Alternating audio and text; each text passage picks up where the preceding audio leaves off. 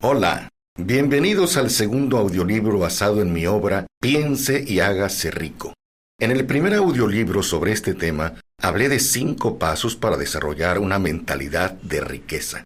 El primer paso consistía en entender que los pensamientos son cosas concretas que producen efectos concretos. Después hablé del poder del deseo, la importancia de la fe, el proceso de la autosugestión y finalmente de la imaginación. El objetivo era dejar claro que el primer paso a la riqueza consiste en desarrollar una mentalidad de riqueza. Por esa razón lo llamé Piense y hágase rico, porque el camino a una vida de riqueza comienza con nuestra manera de pensar, utilizando el poder de la autosugestión y la imaginación. Apoyados por una gran fe en nosotros mismos y en nuestras habilidades, podemos lograr que la idea de querer triunfar que todos poseemos se convierta en un deseo ardiente. Yo estoy totalmente convencido que este deseo ardiente es el camino hacia una vida de éxito y riqueza ilimitada. Sin embargo, el pensamiento correcto no es suficiente para lograr el éxito. Este pensamiento correcto debe estar respaldado por acciones correctas. Es por esto que en este nuevo audiolibro, Actúe y hágase rico, quiero compartir 4 estrategias para convertir el deseo en acción. Cada una de estas estrategias resalta un área vital para convertir nuestro deseo de lograr la riqueza en acciones específicas que nos lleven a alcanzarla.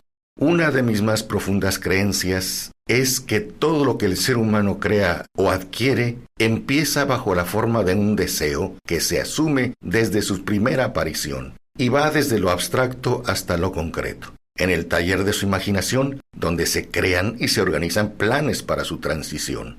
Como verá a continuación, para convertir dicho deseo en su equivalente físico, el primero de los pasos que debe dar es la formación de un plan definido y práctico, mediante el cual esa transformación puede llevarse a cabo.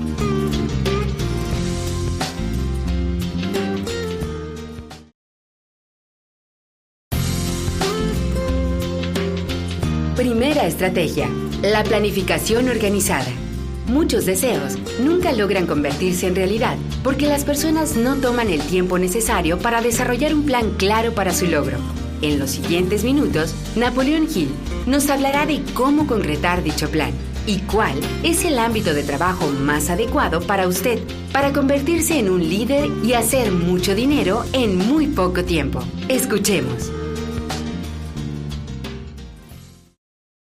Quiero empezar diciendo que si el primer plan que usted adopta no funciona con éxito, eso solo quiere decir que es posible que necesite revisarlo y hacer algunos ajustes o cambios. Así que hágalo. Cámbielo por uno nuevo si es necesario. Y si este nuevo plan tampoco funciona, vuelva a cambiarlo por otro. Y así sucesivamente hasta que encuentre el plan que dé resultado. Aquí se encuentra la causa principal de que la mayoría de las personas fracasen. Ellas olvidan desarrollar nuevos planes para sustituir los que no funcionan. Tenga presente este hecho, y cuando sus planes fallen, recuerde que un fracaso temporal no es lo mismo que un fracaso permanente. Un fracaso indica solo que los planes no eran buenos. Haga otros. Vuelva a empezar todo de nuevo. El fracaso temporal debe significar solo una cosa: la certidumbre de que hay algo que no funciona en lo planificado.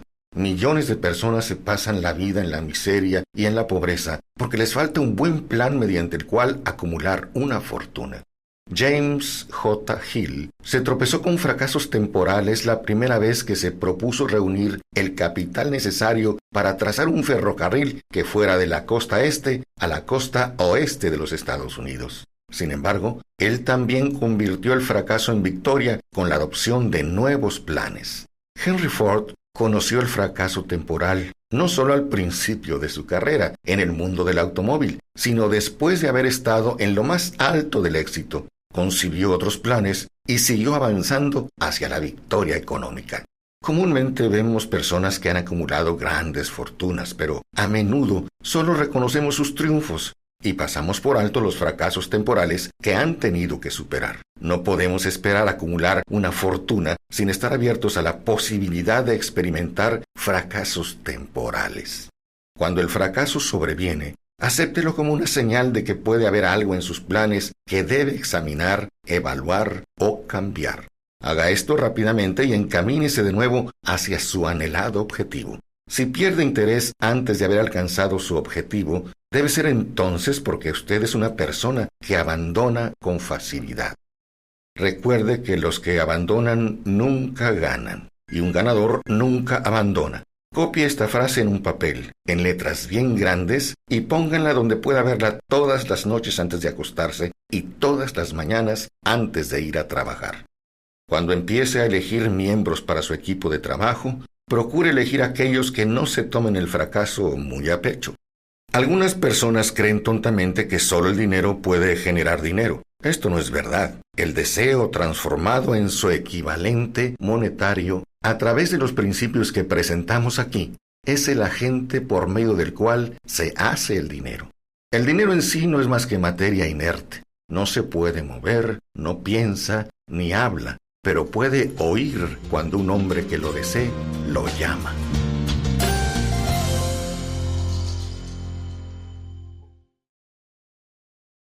La planificación inteligente es esencial para el éxito de cualquier empresa ideada con el fin de acumular riquezas.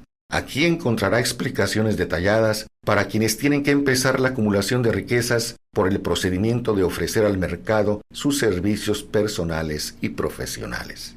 Casi todas las grandes fortunas empezaron en forma de compensación por servicios personales prestados o por la venta de una idea. ¿Qué más aparte de las ideas y de los servicios personales tiene alguien sin propiedades para ofrecer a cambio de riqueza? Mirando en general el mundo de los negocios y el mercado laboral, podríamos decir que hay dos tipos de personas. A unas se les conoce como líderes y a otras como seguidores. Decídase desde un principio si se propone llegar a ser un líder en su vocación elegida o continuará siendo un seguidor. La diferencia en las compensaciones es enorme. El seguidor no puede esperar de manera razonable recibir la misma compensación que el líder, aunque muchos seguidores cometen el error de esperar la misma remuneración. Quiero que quede claro que no es ninguna desgracia ser seguidor. Por otra parte, tampoco tiene mérito alguno seguir siéndolo. Casi todos los grandes líderes empezaron como seguidores. Llegaron a ser grandes líderes porque eran seguidores inteligentes.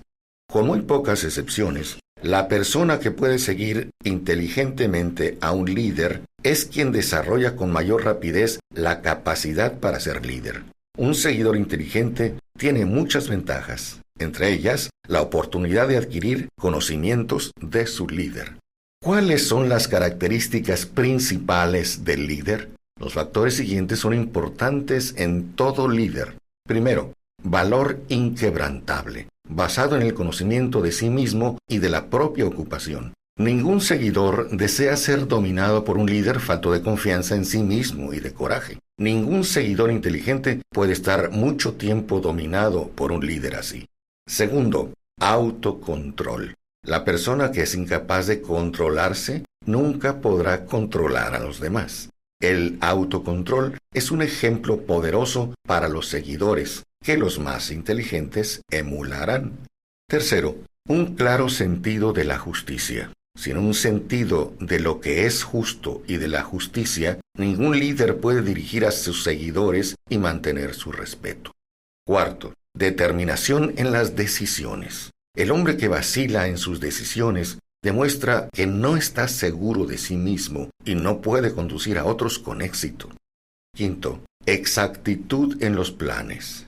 El líder que tiene éxito debe planificar su trabajo y trabajar su plan. Un líder que se mueve por conjeturas, a ojo, sin planes prácticos ni precisos, es comparable a un barco sin timón. Tarde o temprano acabará contra los arrecifes.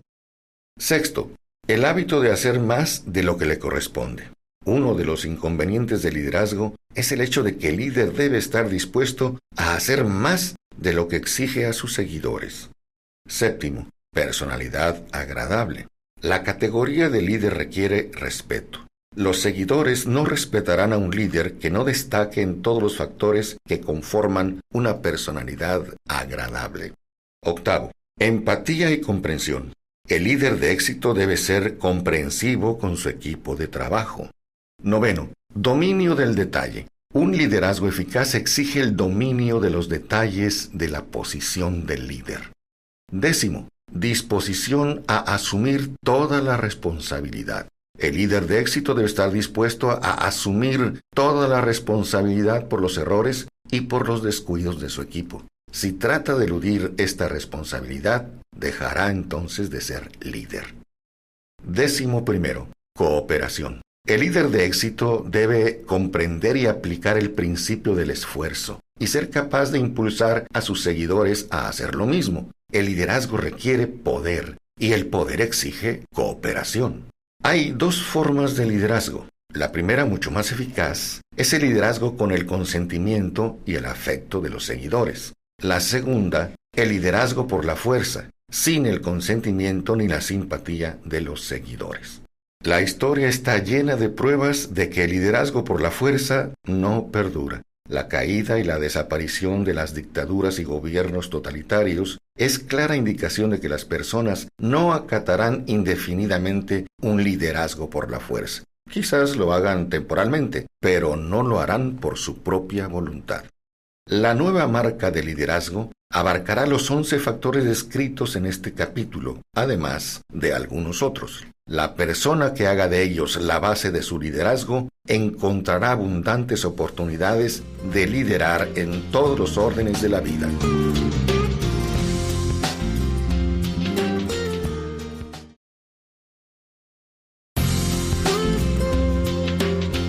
Después de ver algunas de las características principales del líder, Napoleon Hill nos hablará de las 10 causas principales del fracaso en el liderazgo. Escuchemos con atención, ya que ellas son tan relevantes hoy como cuando el autor escribió su obra por primera vez. ¿Cuáles son los principales errores cometidos por aquellos líderes que fracasan? Porque saber lo que hay que hacer es tan importante como saber lo que no hay que hacer. Así que veamos. El primer gran error es su incapacidad para organizar detalles. Un liderazgo eficiente requiere capacidad para organizar y controlar los detalles. Ningún líder genuino está jamás demasiado ocupado para hacer cualquier cosa que se pueda pedir en su condición de líder. Cuando una persona, ya sea en calidad de líder o de seguidor, admite que está demasiado ocupado para cambiar los planes o para prestar atención a una emergencia, está admitiendo su incompetencia. El líder de éxito debe ser quien controle todos los detalles relacionados con su posición. Eso significa, por supuesto, que ha de adquirir el hábito de delegar los detalles en asistentes capaces. El segundo es su pobre disposición para prestar servicios que considera están por debajo de su posición. Los líderes realmente grandes están siempre dispuestos, cuando la ocasión lo exige, a llevar a cabo cualquier tipo de labor que se les pida que hagan. Que el mejor de entre vosotros será el sirviente de todos, es una verdad que todos los líderes capaces observan y respetan. Tercer gran error, esperar ser compensados o gratificados por lo que saben y no por lo que hacen con aquello que saben. El mundo no paga a los hombres por lo que saben, les paga por lo que hacen o impulsan a hacer a otros. Cuarto, temor ante la competencia de los seguidores. El líder que teme que uno de sus seguidores pueda desplazarlo de su posición, tarde o temprano, cae como resultado de dicho temor. El líder capaz entrena a suplentes en quienes pueda delegar a voluntad cualquiera de los detalles de su posición. Solo de este modo un líder puede multiplicarse y prepararse para estar en muchos lugares y prestar atención a muchas cosas al mismo tiempo. Es una verdad eterna que los hombres reciben más paga por su habilidad para lograr objetivos a través del trabajo de otras personas que lo que ganarían por su propio esfuerzo. Un líder eficiente puede, a través del conocimiento de su trabajo y del magnetismo de su personalidad, aumentar en gran medida la eficacia de los demás e inducirlos a rendir más y mejores servicios que los que rendirían sin su ayuda. Quinto, falta de imaginación. Sin imaginación, el líder es incapaz de superar las emergencias y de crear planes que le permitan guiar con eficacia a sus seguidores. Sexto, el egoísmo. El líder que reclama todo el honor por el trabajo de sus seguidores está condenado a generar resentimientos. El verdadero líder no exige honor alguno. Le alegra ver que los honores, cuando los hay, son para sus seguidores, porque sabe que la mayoría de las personas trabajarán con más entusiasmo por el reconocimiento a sus trabajos y aportes que solo por el dinero. Séptimo, falta de autocontrol. Los seguidores no respetan a los líderes que no sepan controlar sus emociones y su manera de actuar. La falta de autocontrol, en cualquiera de sus diversas formas, destruye la firmeza y la vitalidad de cualquiera que se deje llevar por ella. Octavo, deslealtad. Quizás esta causa debería encabezar la lista. Los líderes que no sean leales con su organización y con sus equipos, con quienes están por encima de ellos y con quienes están bajo su responsabilidad, no podrán mantener mucho tiempo su liderazgo. La falta de lealtad es una de las principales causas de fracaso en todos los terrenos de la vida. Noveno, acentuar la autoridad del liderazgo. El líder eficiente enseña mediante el estímulo y no intenta atemorizar a sus seguidores con su autoridad. Si un líder lo es de verdad, no necesitará anunciarlo, a no ser mediante su ejemplo y su conducta, es decir, con su manera de ser, su comprensión y sentido de la justicia, y demostrando además que conoce su trabajo. Finalmente, el 10º gran error es insistir en el título. El líder competente no necesita títulos para obtener el respeto de sus seguidores. La persona que insiste demasiado en su título generalmente no tiene mucho más en que apoyarse. Las puertas del despacho de un verdadero líder permanecen abiertas para todos aquellos que deseen entrar, y su lugar de trabajo está tan libre de formalidad como de ostentación. Entre las causas de fracaso en el liderazgo, estas son las más comunes. Cualquiera de ellas es suficiente para provocar el fracaso. Estudie cuidadosamente la lista si aspira al liderazgo y asegúrese de no cometer ninguna de estas faltas.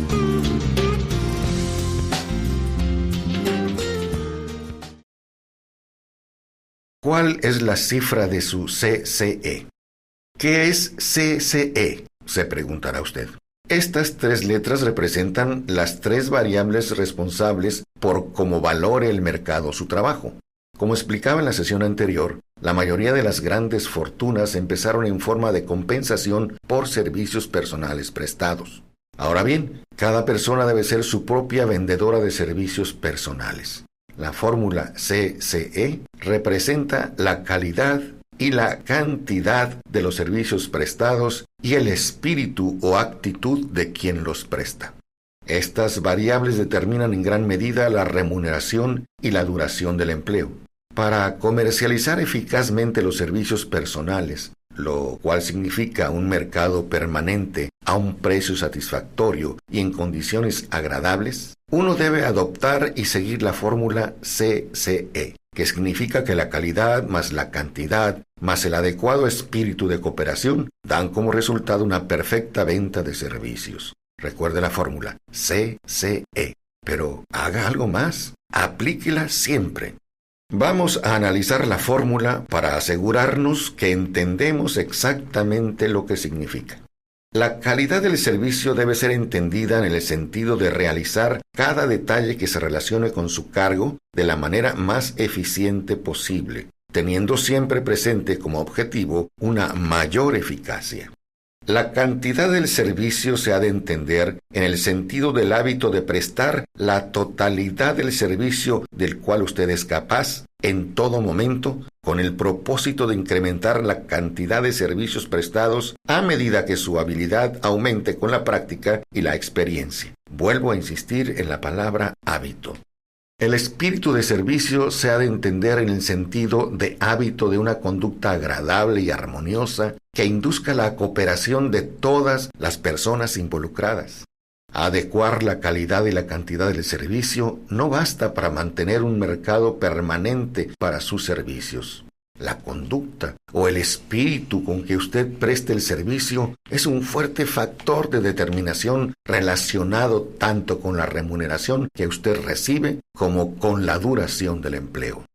Andrew Carnegie resaltó este punto más que otros en relación con su descripción de los factores que conducen al éxito en la comercialización de servicios personales, insistiendo reiteradamente en la necesidad de una conducta armoniosa. Subrayó el hecho de que él no conservaría a ningún hombre, por más abundante que fuera la cantidad o eficiente la calidad del trabajo, a menos que trabajase con un espíritu de armonía. Carnegie insistía en que sus hombres fuesen corteses y agradables. Para demostrar que asignaba un elevado valor a esa cualidad, ayudó a enriquecerse a muchos hombres que se ajustaban a sus normas. Los que no lo hacían tenían que dejar su lugar a otros. La importancia de una personalidad agradable se destaca porque es un factor que le permite a uno prestar servicios con el espíritu adecuado. Si uno tiene una personalidad que agrada y presta sus servicios con espíritu de armonía, estas son las ventajas que suelen compensar deficiencias tanto en la calidad como en la cantidad del servicio ofrecido. Nada, sin embargo, puede sustituir con éxito a una conducta agradable. La persona cuyos ingresos totales se derivan de la venta de servicios personales no es comerciante en menor medida que el hombre que vende bienes de consumo. Y bien se podría añadir que una persona así está sometida a las mismas reglas de conducta que el comerciante que vende mercancías. Si insisto en ello es porque la mayoría de las personas que viven de la venta de servicios personales cometen el error de considerarse libres de reglas de conducta y de las responsabilidades que corresponden a quienes se dedican a la comercialización de bienes y productos. El verdadero valor de capital de su cerebro puede estar determinado por la cantidad de ingresos que usted es capaz de producir. Si es comercializado con eficacia, un cerebro competente representa una forma de capital mucho más deseable que la que se requiere para manejar un negocio que se ocupe de bienes de consumo. El cerebro es una forma de capital que no se puede desvalorizar en forma permanente por obra de la recensión, ni es tampoco una forma de capital que se pueda robar o que se desgaste. Además, el dinero, que es esencial para la conducción de un negocio, tiene poco valor mientras no se combine con un cerebro eficiente. ¿Conoce usted su propio valor? Uno de los consejos más antiguos es el de «conócete a ti mismo». Si usted comercializa con éxito, debe saber qué es lo que vende, y lo mismo vale cuando se trata de comercializar servicios personales. Usted tiene que conocer sus fortalezas para poder llamar la atención sobre ellas cuando venda sus servicios. Y también debe conocer sus debilidades para poder superarlas o eliminarlas por completo. Y solo puede llegar a conocerse mediante un análisis preciso. El desatino de la ignorancia en relación con el autoconocimiento se vio en el comportamiento de un joven que fue a ofrecerse para un puesto de trabajo al gerente de una conocida empresa. Había causado muy buena impresión hasta que el gerente le preguntó qué salario esperaba. Su respuesta fue que no llevaba pensada ninguna cifra exacta. El joven no tenía un propósito definido. «Le pagaremos todo lo que usted valga después de haberlo tenido una semana a prueba», le dijo entonces el gerente. «Eso no lo aceptaré, porque donde estoy trabajando me pagan más», respondió el aspirante al puesto. Antes de empezar siquiera a negociar un aumento de salario en el empleo que usted tiene ya, o de buscar trabajo en otra parte, asegúrese de que usted vale más de lo que le pagan en la actualidad. Una cosa es querer más dinero, eso todo el mundo lo quiere, y otra muy diferente, valer más. Muchas personas confunden sus deseos con sus méritos. Sus necesidades o exigencias financieras no tienen nada que ver con su valor. Eso lo establece exclusivamente su capacidad para prestar servicios útiles o para inducir a otros a que los presten.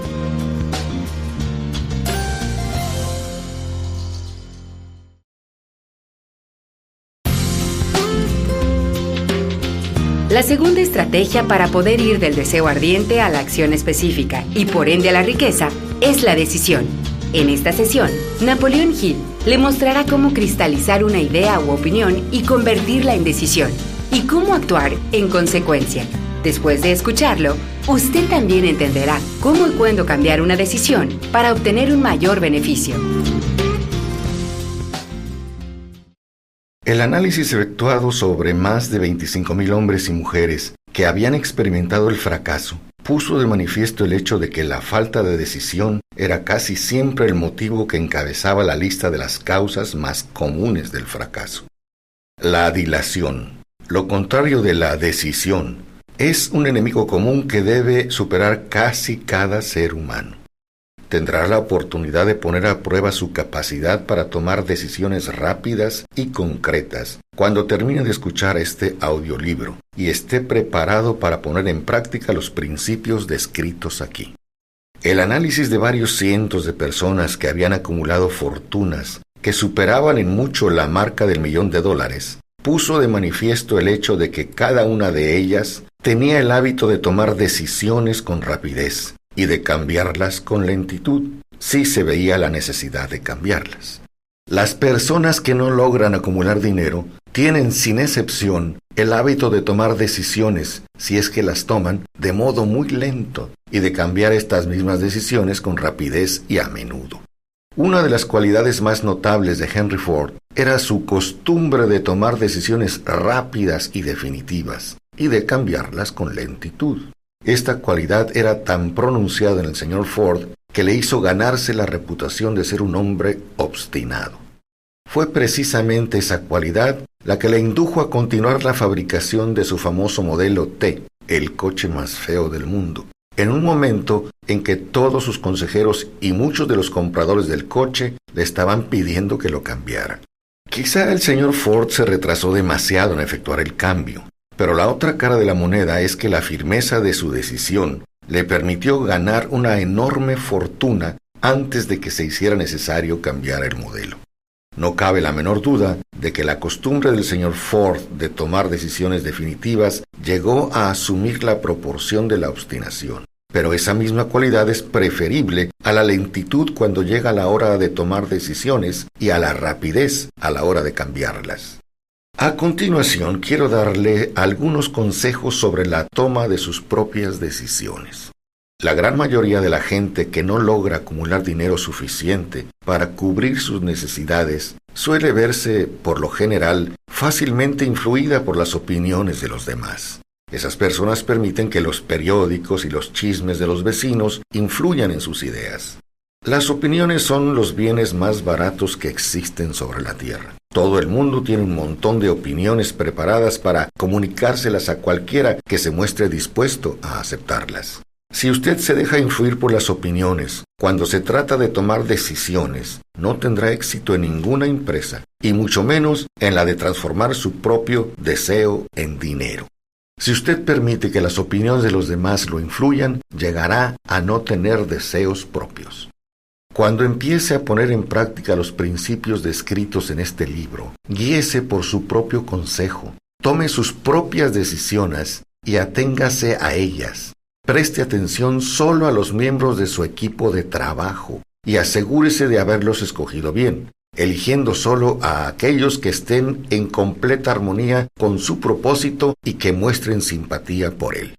A menudo los amigos íntimos y los parientes le ponen obstáculos a uno por medio de opiniones, aunque esa no sea su intención. A veces lo hacen incluso a través de comentarios sarcásticos y burlescos. Hay miles de mujeres y hombres que sufren de complejos de inferioridad durante toda la vida debido precisamente a que alguna persona bien intencionada, pero ignorante, destruyó la confianza en ellos mismos mediante las opiniones o el ridículo.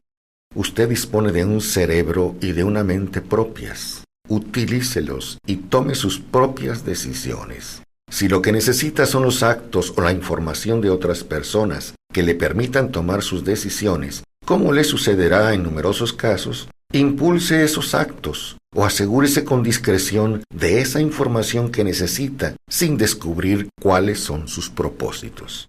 Una de las características de las personas que tienen solo conocimientos elementales o escasos es que intentan dar la impresión de que poseen muchos conocimientos. En general, esas personas hablan demasiado y saben escuchar muy poco. Mantenga los ojos y los oídos bien abiertos y la boca cerrada si lo que desea es adquirir el hábito de una toma de decisiones rápida. Quienes hablan mucho, hacen bien poco. Si usted habla mucho más de lo que escucha, no solo se privará a sí mismo de muchas oportunidades de acumular conocimientos útiles, sino que también habrá puesto sus planes y propósitos al descubierto ante personas a las que les encantará desilusionarle porque, en el fondo, lo envidian. Recuerde también que cada vez que abra la boca en presencia de una persona que posea una gran abundancia de conocimientos, estará desplegando ante ella su reserva exacta de conocimientos propios, o su falta de la misma. La verdadera sabiduría se manifiesta sobre todo en la modestia y el silencio. Tenga en cuenta el hecho de que cada persona con la que usted se asocie estará buscando, como usted mismo, la oportunidad de acumular dinero. Si habla con demasiada libertad acerca de sus planes, quizás se sienta sorprendido al enterarse de que alguna otra persona se le ha adelantado para alcanzar el objetivo que usted se había propuesto alcanzar, poniendo en práctica los mismos planes acerca de los cuales usted habló con tanta imprudencia. Que una de sus primeras decisiones sea la de mantener cerrada la boca y abiertos los ojos y los oídos. Como una forma de recordarle este consejo, sería útil que copiara el siguiente epigrama en letras mayúsculas y lo colocara allí donde pueda verlo cada día. Dígale al mundo lo que intenta hacer, pero llévelo a cabo antes de decirlo. Esto es algo así como decir, lo que cuenta son los hechos y no las palabras.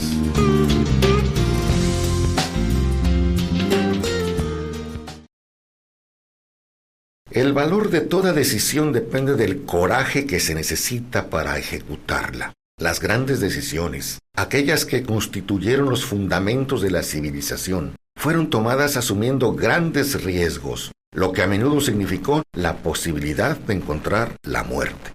La decisión de Lincoln de promulgar su famosa Declaración de la Emancipación, mediante la que se otorgaba la libertad a los esclavos en Estados Unidos, la tomó a sabiendas de que ese acto pondría en su contra a miles de amigos y partidarios políticos. La decisión de Sócrates de aceptar ser condenado a muerte en lugar de comprometer sus principios fue un acto de gran valentía.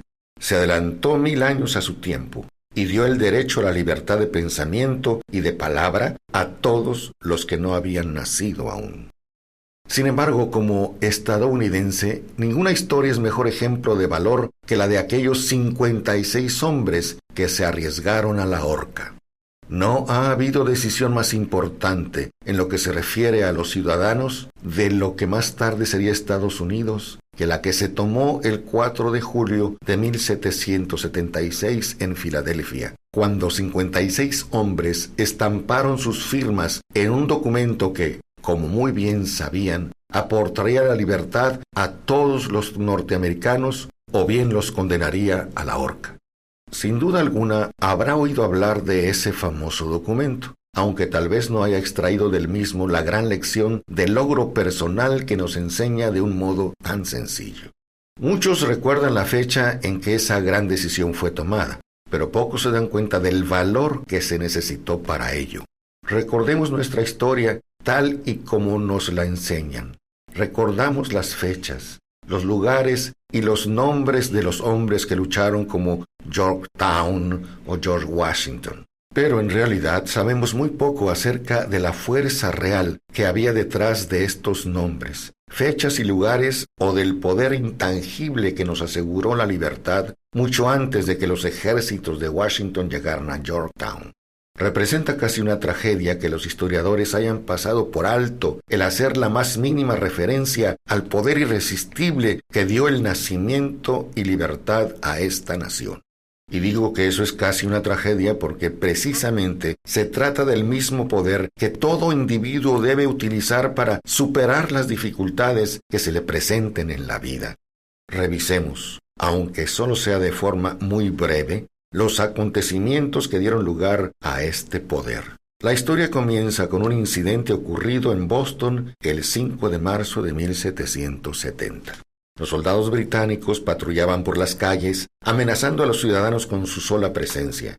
Los colonos empezaron a expresar abiertamente su resentimiento por este hecho, arrojando piedras y profiriendo insultos contra los soldados que patrullaban, hasta que el oficial al mando dio la orden: «¡Alisten sus bayonetas! ¡Carguen!».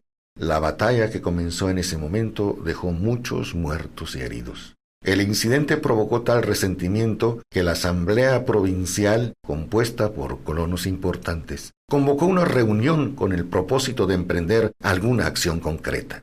2 de los miembros de esta asamblea fueron John Hancock y Samuel Adams. Tomaron la palabra y hablaron con valentía, señalando que debían organizar un movimiento para expulsar de Boston a todos los soldados británicos.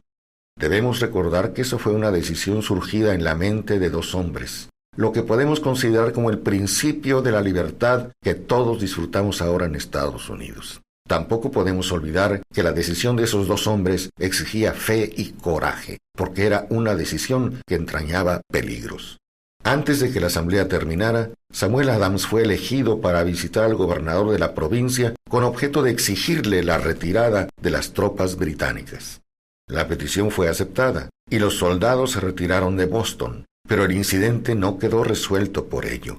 Había provocado una situación cuyo desenlace estaría destinado a cambiar el mundo de toda una civilización.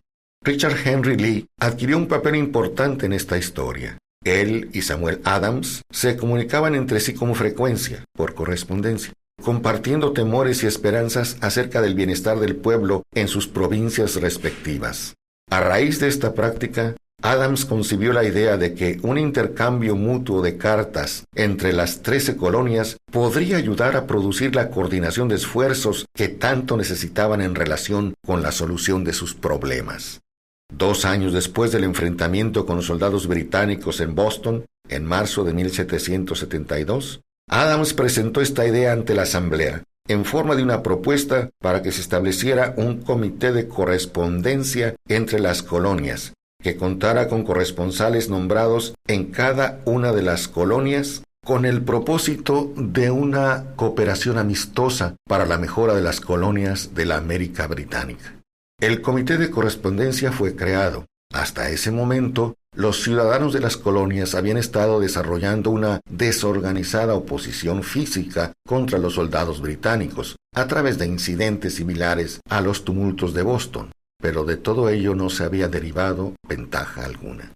Sus agravios individuales no habían sido solidificados bajo un equipo de trabajo. Ningún grupo de individuos tenía puestos sus corazones, mentes, almas y cuerpos juntos en una decisión concreta para solucionar de una vez por todas su dificultad con los británicos, hasta que Adams, Hancock y Lee se pusieron a trabajar juntos. Mientras tanto, los británicos tampoco permanecieron de brazos cruzados. También ellos se dedicaron a efectuar alguna planificación y a formar equipos de trabajo propios con la ventaja de contar con el apoyo del dinero y de un ejército organizado. La corona británica nombró un nuevo gobernador y uno de sus primeros actos fue llamar a Samuel Adams con el propósito de intentar detener su oposición por las buenas o por las malas. La conversación mantenida entre el coronel Fenton, el mensajero enviado por el nuevo gobernador, y el propio Adams fue algo así: «Señor Adams, he sido autorizado por el gobernador para asegurarle que él ha sido dotado de amplios poderes para conferirle a usted tantos beneficios como le sean satisfactorios, con la condición de que abandone usted su oposición a las medidas del gobierno». Este fue un intento de ganarse a Adams con la promesa de sobornos.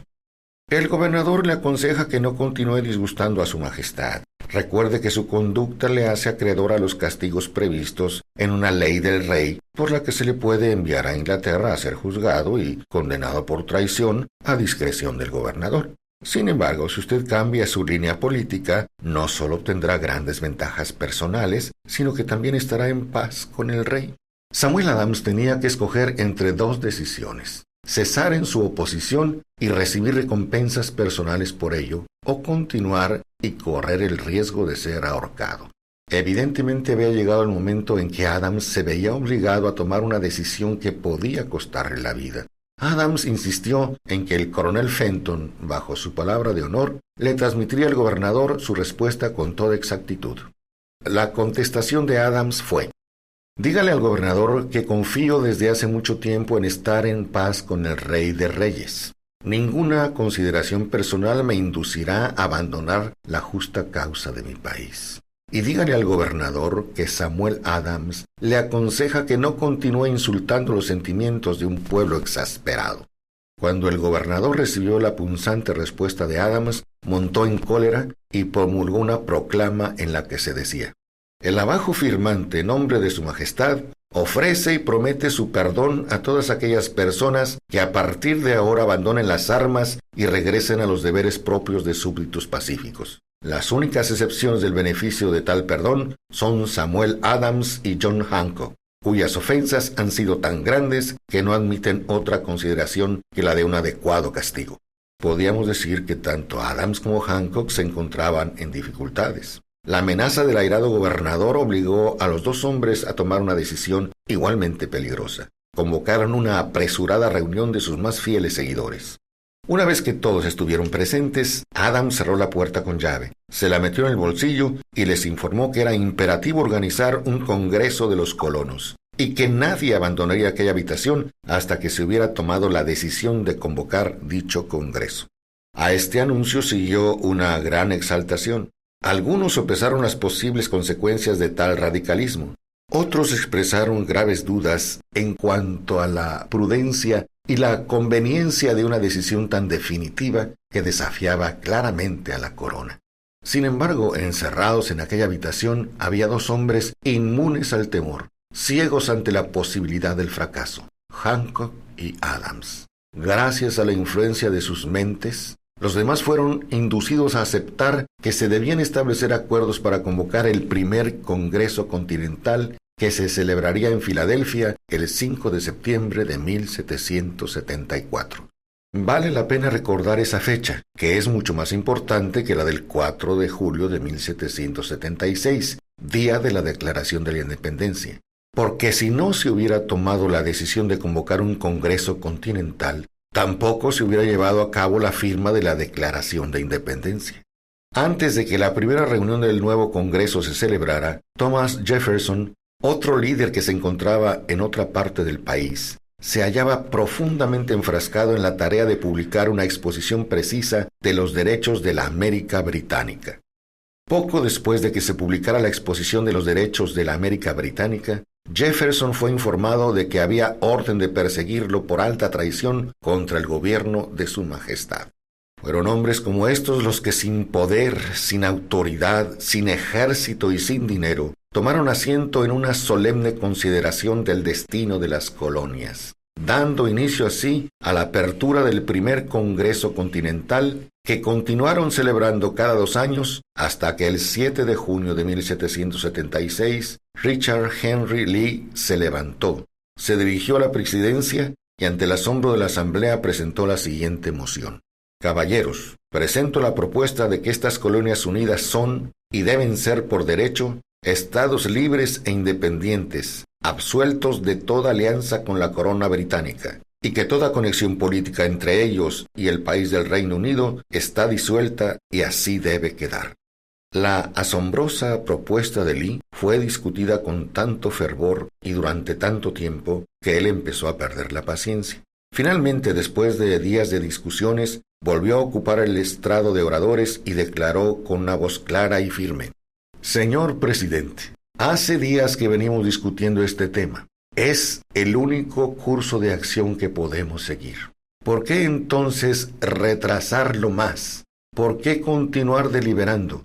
Que este día de hoy dé nacimiento a una república americana. Poco después, el presidente del Congreso nombró a Jefferson presidente de un comité que se dedicaría a redactar la Declaración de Independencia. El comité trabajó mucho y muy duramente en la redacción de un documento que, cuando fuera aceptado por el Congreso y firmado por cada uno de los congresistas, significaría una condena de muerte para todos los firmantes en el caso de que las colonias perdieran en la lucha que, sin lugar a dudas, estallaría entre ellas y el Reino Unido. Se redactó el documento y la versión original del mismo fue leída el 28 de junio ante el Congreso. Durante varios días se discutió, alteró y preparó su redacción definitiva. El 4 de julio de 1776, Thomas Jefferson se levantó ante la asamblea y sin el menor temor en su voz, leyó la decisión más trascendental para este nuevo país jamás escrita sobre papel. Cuando Jefferson hubo terminado de leer, se votó la aprobación del documento que fue aceptado, y después los 56 hombres presentes lo firmaron. Cada uno de ellos ponía en juego su vida con la decisión de estampar su firma en aquel papel. Gracias a esta decisión, una nación surgió a la existencia. Una nación destinada a aportar para siempre a la humanidad el privilegio de tomar sus propias decisiones.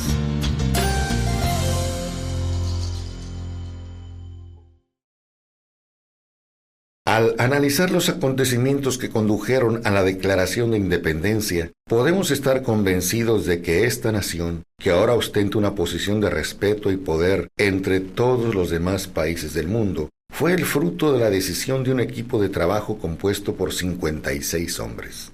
Observe bien el hecho de que su decisión fue lo que aseguró el éxito a los ejércitos de Washington, porque el espíritu de esta decisión estaba en el corazón de cada uno de los soldados que lucharon con él, y sirvió como un poder espiritual que no reconocería lo que es el fracaso.